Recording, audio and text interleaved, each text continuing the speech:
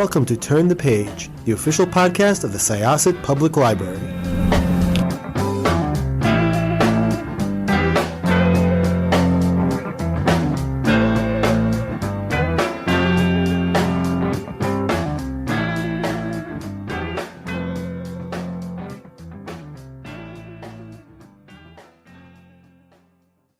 Hi, everybody.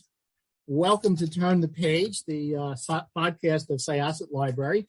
This is Barney Levantino, and I'm really happy today to welcome James Byrne. James, welcome. Glad to be here. Yeah, we had a little bit of a technical snafu here getting going, but we're here and we're in good shape.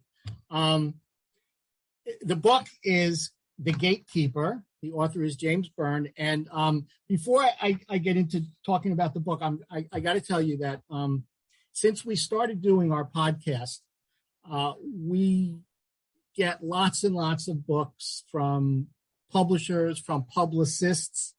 And let me preface this, we've had some, well-established authors on the podcast. Several have been on a number of times. And we get a lot of first-time debut novelists as well. And many of those books are sometimes a bit of a slog to get through. I will tell you, James, that your book got me from the first sentence to the very end. This was absolutely a wonderful, wonderful read. And when I open up a book from a first-time novelist, sometimes it's with a bit of trepidation. So having said that and having puffed you up, now I'll let you talk about your book and tell our audience what's so terrific about The Gatekeeper. Oh my gosh, thank you so very much. The Gatekeeper was a project of real love. It was something I really wanted to do. I love action adventure novels. My dad raised me on Gunga Din and Bo Jest and The Four Feathers. I mean, that's how I was. And I have been and continue to be a comic book reader. So I love action adventure types of stories. And so I wanted to do one, and I wanted to try and bring a voice that I hadn't seen before. And there are so many great writers in the field right now, just doing marvelous, marvelous stuff. And I decided that I couldn't match what they do, which is they often have angsty heroes or anti-heroes or heroes who are fighting against some terrible shortcoming. Something's wrong. And my guy, I decided to make him a goofball. I said, what if there was an action hero who really is enjoying his life a great deal, not looking for trouble? When we first meet him in present time, he's wandering around Los Angeles with a guitar doing pickup musician work, really just like the happiest dude in the world. And then when trouble hits, he has a almost unique skill set. He's willing to use it. He's a rough and tumble sort of guy. He's what in England you refer to as a geezer, where here in the States, geezer means something entirely different. And so I did that juxtaposition of a guy who was not nearly as funny as he thinks he is, who nobody else quite understands, and who's just simply loving life, and putting him in an action adventure. I thought that was going to be a blast. It was. It absolutely was. And your protagonist, Desmond Aloysius Limerick, it's a great name for a really, really fascinating character. As you say, I mean, there are a lot of writers who are working right now in this genre, and in Dez, I see a lot of their characters, little bits and pieces, which obviously you can't remove from the nature of the character. But sure. He's unique in his approach and his way about life. So where did he come from? He was Frankenstein. I know that's not a verb, but for now it will be. I wanted to do a single protagonist male character in this story book, and Dez was American until he wasn't. He was 35, then he was 55. He was a law enforcement, then he wasn't. He was a criminal, then he wasn't. He was from the Imperial Valley of California. He was from the Northwest, where I'm from. And nothing clicked. Just wouldn't do it. And the day that I figured out that he's from the United Kingdom and that he's 35 and that he's retired military, although I never say which military, the voice clicked. And from that moment on, I had him. But I tried a bunch of iterations that just flat out did not go anywhere. They were a lead balloon. But when I had him, boy, then I had him. And he writes all his own dialogue, and he became incredibly fun to write. He's fun to read. It's it really is interesting to see his interactions with and a lot of different characters in this book. You've got you've got white supremacists, you've got oligarchs, Russian and American. You've got some twisted military types, and he's right in there mixing it up with all of them, and just fascinating. I mean, he'll drop in a little bit of Aristotle here and there, and it's just I kept wondering, and I'm hoping that down the road we're going to learn more about his backstory and really where he comes from, and he's just such a juxtaposition of different elements in terms of, you're talking about his unique skill set, but he also has he's obviously well educated, he's well read, he's bright, and it's just really a fascinating new character to have come across. I really again, I don't want to pop you up beyond, and I don't want you to think I'm blowing smoke, but it really was a fun read, and I'm going to encourage our readers here at the library to absolutely pick it up and take a look. Talk about this. Go ahead. I'm sorry. I was going to say, the hardest thing about Dez is I'm a newspaper copy editor for a living, and he's got really bad English. He speaks street English. And do you know how hard it is for a guy who's an AP style newspaper editor to get over having a character whose English is so crappy? It was really hard. I think I pulled a muscle a couple of times not fixing it. You just need an editor who's not as smart as you, and then it works out, right? Talk a little bit about the story, because there are a lot of elements in this story that and you talk about, you are a copy editor, you've been a journalist for a long time. There are a lot of elements in this story that are just jumping right out of headlines and TV news of the day. So talk a little bit about the story and how Dez finds himself in this. A couple of things I wanted to do, and one is I despise the term ripped from the headlines because it's such a cliche, and yet I do find that I tell stories that are more or less what's happening in the world around us. I try and write a couple of hours into the future is what I try and do. So, and this was written before some more than 2 years ago. So some of the elements of things that have happened in the last year, I didn't know they were coming this direction, and I wish they hadn't. I think I don't have to get into too much more detail than that.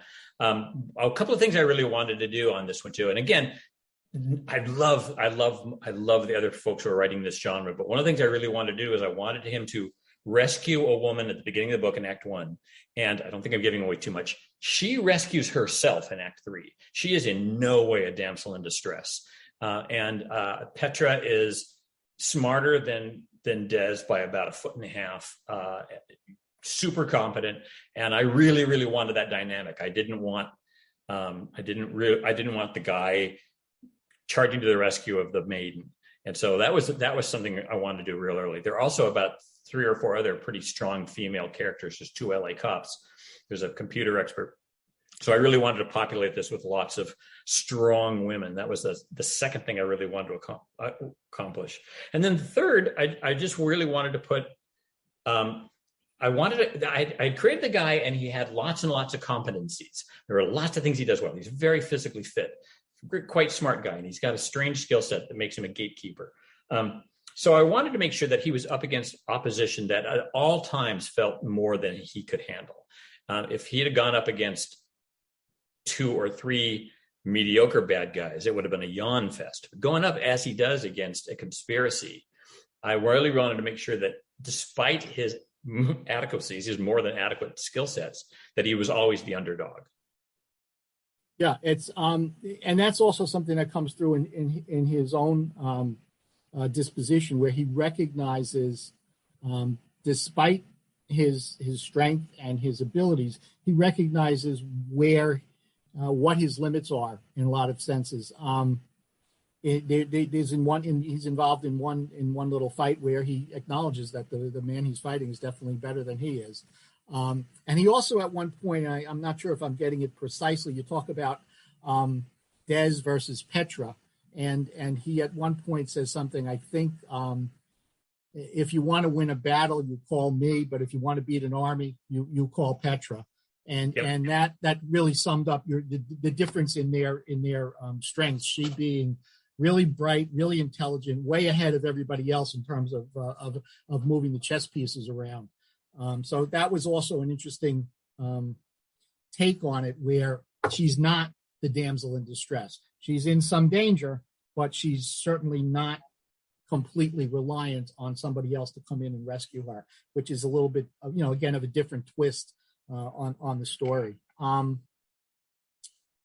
You bring in, and again, I want to talk a little bit about one of the elements in the story is the manipulation of news by this media tycoon, and that is, again, you've been a journalist for a long time, and I guess that you kind of that's close to your heart, the twisting of fact, and the twisting and the manipulation of news, and it's an important element. Is the truth stranger than the fiction, or is the truth scarier than the fiction in that regard? I am known as an optimistic person. My staff makes fun of me for being Pollyanna. And so I have a lot of faith in our nation. I have a lot of faith in people in general. I am really frightened by the cones of knowledge, the Venn diagrams in which the circles don't loop. And on Long Island or in Oregon, our community newspapers, it's different where you and I are, because if you go to the school board meeting and you write about the school board meeting, nobody thinks you've lied about it. It's the school board meeting, right? You go to the county commission is the county commission. We don't get anybody saying, oh, that's fake news when you wrote about the diameter of the pipe the county wants to embed, right? Mm-hmm. So we don't have to put up with that nonsense quite to the same degree. We get a little of it, but not much. But I am worried about a nation in which there are different knowledge clusters and they're not at all shared, and the bubbles don't interact in any way. And I am deeply concerned that we as Americans haven't figured out how to get out of this situation we're in just yet.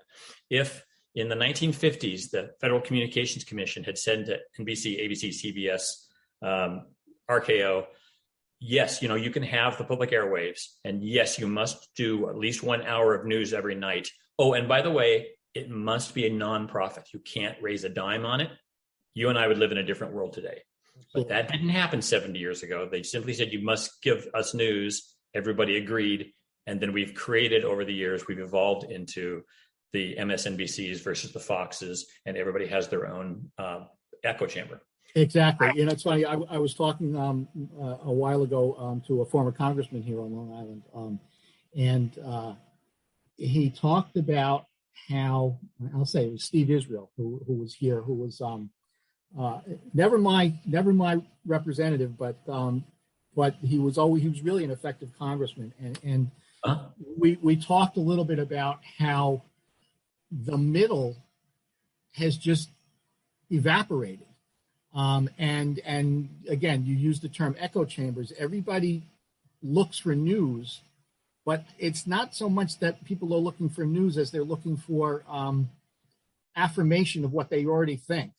And the ability to look across the aisle and to see something from somebody else's perspective and to say, you know what? Maybe something that you're saying might not be so bad. And maybe if we actually sat down, me coming from where I am and you coming from your on, we could probably come up with a solution that we could both live with. And that doesn't happen anymore. It's everything is red, blue, black, white, up, down. And how do we get back to this dialogue and this exchange of ideas and the notion that, well, you know what, we're all in this together and we need to formulate a solution that works, not a solution where I win and you lose. And that's what it all comes down to. It's like politics has become a blood sport where it's not solving problems anymore. It's beating the other guy. I think nothing succeeds like success. And in some state legislatures, and Oregon is one of them, 85% of our bills actually have bipartisan support. And at the end of the day, the Dems will give their speech and they'll do what they have to do. The GOP will give its speech and do what they have to do. And then they get together in caucus, or excuse me, not in caucus, but in chamber, and say, all right, I want that half of the bill. I want that half of the bill. You know what? We can live with that. Let's do that. And they pass a whole bunch of bills. And at some point, I keep thinking that the electorate will say, you know, at the state level, a lot of states have kind of figured out how to do it the old-fashioned way. And sometimes, forgive me for saying this, it's retail politics. I'll give you a bill, you give me mine. You want my vote, I'll take your vote. That used to be considered to be a bad thing, right? It was giving away your morals. Yeah, well, maybe, but it's also, I want a road that goes there and you want a bridge that goes there. Maybe we can get both those things. That's retail politics. And in some ways, in some states, and Oregon is one of them, and we're lucky as heck, don't get me wrong, that we can still have that sort of bipartisan progress at the state level. And at some point, I always think that voters are going to say, well, if they can do it, Washington, D.C., get your act together. Now, am I being Pollyanna again? Yes. Yeah. Yeah, but it's just so frustrating to see that there's things that they're, I don't know, maybe I'm wrong, but I see like solutions that are there to be had to a lot of these problems. And it just is, you have people on both sides who are just completely intractable and don't want to just acknowledge that maybe something that the other guy is saying might make a little bit of sense. And whatever. I throw my. I'm not supposed to politic on the podcast, but let me share a real quick story. I'm trying to be bipartisan here. I know, good. They're all crazy. That's one of the things I love about libraries is it's knowledge for all, right? But a quick story. Today, I got a letter. I live in Oregon, and I got a letter from Georgia from a writer that said Portland, Oregon is a hellhole, and it's all going to pot, and it's terrible, and you're living in Sodom and Gomorrah. And it's dreadful. And I could have thrown it out, but instead I wrote him back and I said, you know, my wife and I live downtown. We live a block from City Hall. On Wednesdays, we go to our farmer's market. Strawberries are in right now, and they're nuts. They're insane. It was a pleasant walk. It's been a little rainy, but you know, it's the Pacific Northwest. And I'm Irish. If rain's going to bother me, you know, what happened a long time ago. It's actually pretty pleasant here. How is your town? And the dude wrote me back and he said, I didn't really think anybody was going to read my letter. I was mad. I'm angry. I can see that you see Portland from a different perspective than I have. And hey, you know what? I've never visited Portland. I appreciate you wrote me back. Now, did I change this guy's politics? I did not. Is he still going to think what he's going to think? Sure. But I didn't dismiss him as a nut. I responded to him, and he wrote back, not as a nut, and responded to me as a person. And I'm going to take these little victories where I can get them. Fair enough. I mean, if everybody did that, we might be in a little bit of better shape than we are. What led you from practicing journalism for all these years that you have to finally decide, okay, time to write a novel? Always been a big fan of books. And obviously, I know that I can put together a beginning, a middle, and an end. I can tell a story, but normally it's a story that goes in the newspaper. My photographer Jaime and I last night went to before the opening of the Cirque du Soleil. They let us in while they were building the sets, and we got to tour Cirque, which is in town. I know I can tell that story. It's going to be a fun story. It's going to be a joy. So I knew that I had the ability to tell a story in 35 column inches. Can you do that in 400 pages or 380 pages? Well, it's sort of more or less the same skill sets. So I knew that I had the chops to do it. And I had stories I really wanted to tell that I'd really, really wanted to for a long time. And I have like total, absolute support from my wife. She's just Katie King. She's wonderful. And she said, you know, go for it. Make this happen. If it's your passion, you should do it. So all of those things came together for me really, really well. The other thing I have that's going for me is because I'm a journalist, I'm a very fast writer. Nobody in the newspaper world ever comes back from a school board meeting and says, I can't write about the school board because the muse isn't with me. They would laugh and then fire you and replace you with a 20-year-old. So we don't have writer's block. We have unemployment. Because of that, I can write a 350-page book in 3 months. Just because we're fast. I mean, and we have a very thick skin. I can say the last 40 pages of this manuscript didn't work. I'm going to throw them out and start over. That happens, whatever. I worked my way through college as a janitor at a Datsun dealership. And for your listeners, Datsun means Nissan. the best day I ever had as a janitor at a Datsun dealership is not nearly as bad as the worst day I ever had as a writer. So I had the passion. I had a story I wanted to tell. I knew I had the actual chops. Decided it was time to get in the game. Boy, not only was the book refreshing, but hearing you describe your writing process is refreshing. Because again, I've talked to authors who talk, they're dragging the words out, and it's just such a completely different approach. So that's kind of fun too. And I guess, you know what? I think that maybe comes through in the book as well. I talked earlier about how some of the books I read from first-time authors are a slog. This one was kind of a sprint. I mean, I started it and I went through it, and it's not like I was rushing to finish it. It really drew me in, and it carried me right through the story. And I got to the end, and one of the notes I made here is myself is, okay, what's next? When do we see Desmond again? And so let's talk about that. What's down the pike? The second book is done. My editor, I have Keith Kayla as my editor. He's at St. Martin's Minotaur, and he's legendary. He's one of the finest editors in the book. He makes in the world. I mean, he makes every book better. Not every author says that, but my editor makes my stuff better. And it could be because I'm an editor myself, and so I recognize good editing when it comes along. He's got the second book. He brought it as a 2-book contract. He's got that one. He's editing it. I should see edits maybe next month. I'm 200 pages into the third book. And what I said earlier, I'm going to repeat, is that Dez is so dang much fun to write that if I'm smart enough to get out of his way, he writes all of his own dialogue. He is a blast to read. And I've got 2 copy editors, one who lived in England, one's from England, who checks my English colloquia, my British colloquia too. So that's helped a great deal. I mean, I'm from Idaho, originally live in Oregon. So what do I know from Brit speak? But so I've got that. But the next book is done, and I'm pretty happy with it. The book after that, I'm into Act 2. I'm feeling pretty good about it. Yeah, well, it's June, so by December, that's 6 months. We should have 2 more books, right? Your lips got here. We'll hold you to the 3-month thing. This has really been a lot of fun talking to you. I'm glad we got through the tech problems and we got to chit chat. For our readers, again, the book is The Gatekeeper by James Byrne. It is really fabulous, and I am encouraging everybody to come down to the library, pick it up, go to your bookstore if you want to buy it. I'm sure Jim would like that too. But in any event, it's definitely it's a fabulous read. I'm looking forward to seeing more and learning more about Desmond Aloysius Limerick, and we'll look for you down the road. I really appreciate you joining us today. And with that, we will turn the page on this chapter of our podcast. It's been an absolute pleasure. Thanks so much. Thanks so much for joining us.